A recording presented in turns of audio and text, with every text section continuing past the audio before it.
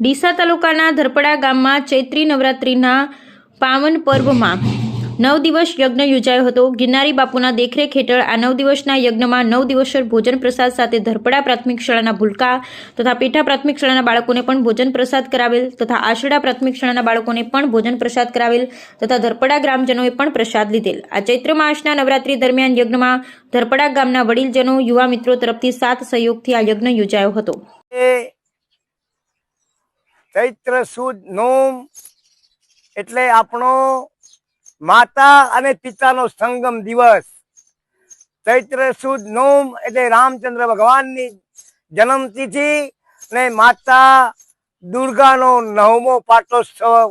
એ નિમિત્તે આપણી ભારતની સંસ્કૃતિ એમ કે બ્રહ્માજીના આદેશ અનુસાર બ્રહ્માજીએ માણસને એક એમ કે આદેશ આપેલો, હે માનવ તું યજ્ઞ કરજે, યજ્ઞથી દેવતાઓ સંતુષ્ટ થશે, દેવતાઓ સંતુષ્ટ થશે એટલે તને મન વાંચિત ફળ આપશે, તારી પ્રાપ્ત સંપત્તિનું રક્ષણ થશે ને અપ્રાપ્ત સંપત્તિ તને આણી આપશે। એટલે તમે માનવો યજ્ઞો દ્વારા દેવતાઓને સંતુષ્ટ કરો અને દેવતાઓ તમારી મનની ઈચ્છાઓ પૂર્ણ કરી અને તમને સંતુષ્ટ કરે। યજ્ઞ દ્વારા તમે દેવતાઓ અને માનવો યજ્ઞ મારફતે મારી આ સૃષ્ટિને સુશોભિત રાખશો। એટલે જે 88,000 ઋષિ મુનિઓના જે કુટુંબો છે એ ચારે યુગથી આ યજ્ઞના કાર્યને શોભા વધારે છે।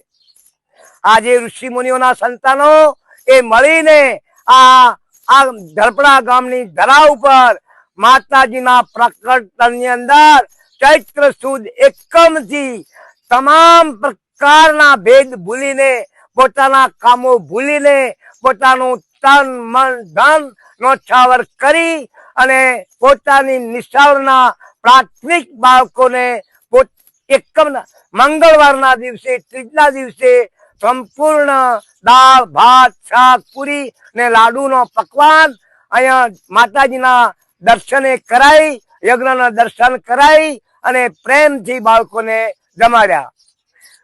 ચોથના દિવસે પણ એ જ બાળકોને, ધરપડાના ગામના બાળકોને 1,000 બાળકોને યજ્ઞના દર્શન કરાયા, માતાજીના દર્શન કરાયા અને તમામ વડીલોએ મળી સેવા કરી અને બાળકોને યજ્ઞનો પ્રસાદ આપેલો। પછી બાજુના ગામ છે આસડા, એ આસડા ગામના 1500 બાળકો જે હતા એમને ત્યાં જઈ અને માતાજીનો પ્રસાદ આપી અને ધન્યતા અનુભવેલી।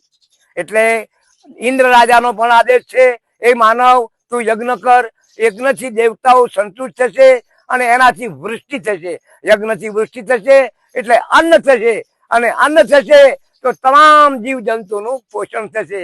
યજ્ઞ દ્વારા વૃષ્ટિ થાય છે। પરમાત્મામાંથી વેદ પ્રગટ થયા, વેદમાંથી કર્મ પ્રગટ થયું, કર્મમાંથી યજ્ઞ પ્રગટ થયો, યજ્ઞમાંથી વૃષ્ટિ પ્રગટ થઈ, વૃષ્ટિમાંથી અન્ન પ્રગટ થયું અને અન્નમાંથી 4 ખાણીના જીવો પ્રગટ થયા, જરાયુજ, અંડજ, સ્વેદજ ને ઉદ્ભિજ। એમાં 3 ખાણીના જીવોને કેવળ ભોગ પ્રધાન બનાયા અને મનુષ્ય જાતને કર્મ પ્રધાન બનાવ્યો।